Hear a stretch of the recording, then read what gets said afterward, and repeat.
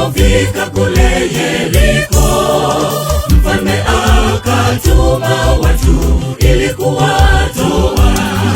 Mwanamke yule akasema yeye hawajui, kumbe aliwaficha ndani na kuwapandisha darini kamba nyekundu ili waokoa wengi. Funga kamba nyekundu ikuokoe ilivyomuokoa Rahabu. Wapelelezi wa nchi walipofika kule Yeriko, mfalme akatuma watu ili kuwatoa. Mwanamke yule akasema yeye hawajui, kumbe aliwaficha ndani na kuwapandisha darini kamba nyekundu ili waokoa wengi. Funga kamba nyekundu ikuokoe ilivyomuokoa Rahabu. Tuweni na hofu mbele zake Mungu, tuwe na alama ya uaminifu, tukatende kwa hisani na kwa uaminifu. Yule Rahabu kahaba hofu ilimwangukia mbele ya wale wapelelezi kwa kusikia.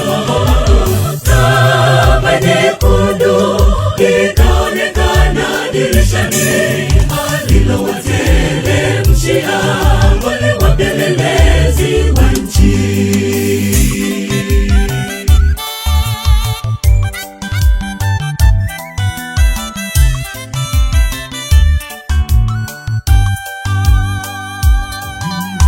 Sababu ya mioyo yetu kutojali wala kuthamini, tunapoteza mibaraka bila kutambua.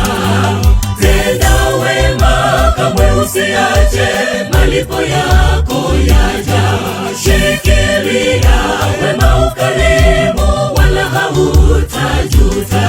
Kamba nyekundu ipo kwa ajili yako. Funga kamba nyekundu ikuokoe ilivyomuokoa Rahabu. Sababu ya mioyo yetu kutojali wala kuthamini, tunapoteza mibaraka bila kutambua. Tenda wema, kamwe usiache malipo yako yaja.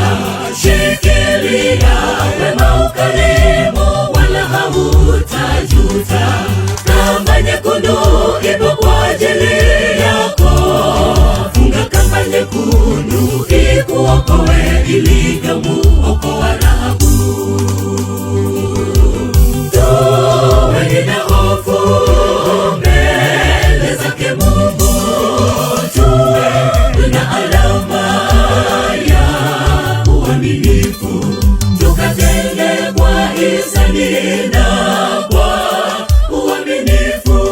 Yule Rahabu kahaba hofu ilimwangukia mbele ya wale wapelelezi kwa kusikia.